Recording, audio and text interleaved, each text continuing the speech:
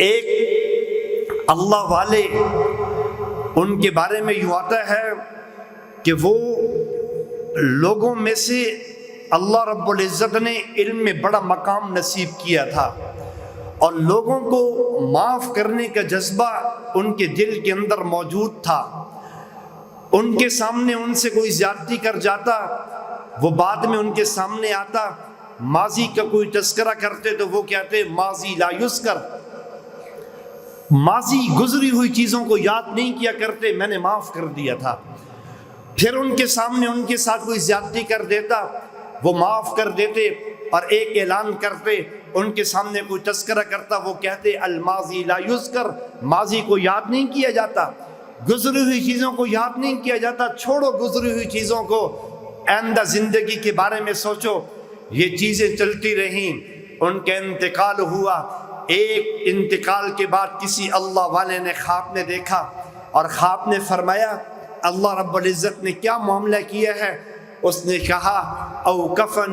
اوقفنی اللہ بین یدی، اللہ نے مجھے اپنے سامنے کھڑا کیا،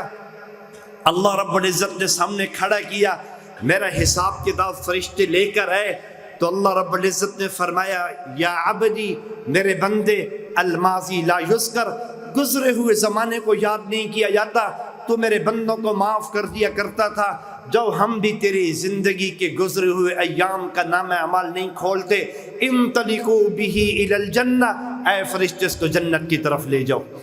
اللہ رب العزت پھر اپنے بندوں کے ساتھ یہ معاملہ کرتے ہیں۔ بعض اوقات چھوٹا سا عمل ہوتا ہے لیکن انسان رب کی رضا کے لیے کر دیتا ہے، اللہ رب العزت کی طرف سے انعام ملتا ہے۔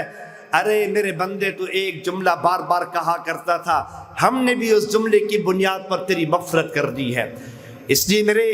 ایک ان اکابرین کے، ان محدثین ہوں، فقہاء ہوں، ان کے بعض اوقات ایک جملہ ہوتا ہے لیکن انسان کی زندگی کے اندر بہت بڑا آخرت کا، رحمتوں کا دروازہ کھول کے چلا جاتا ہے۔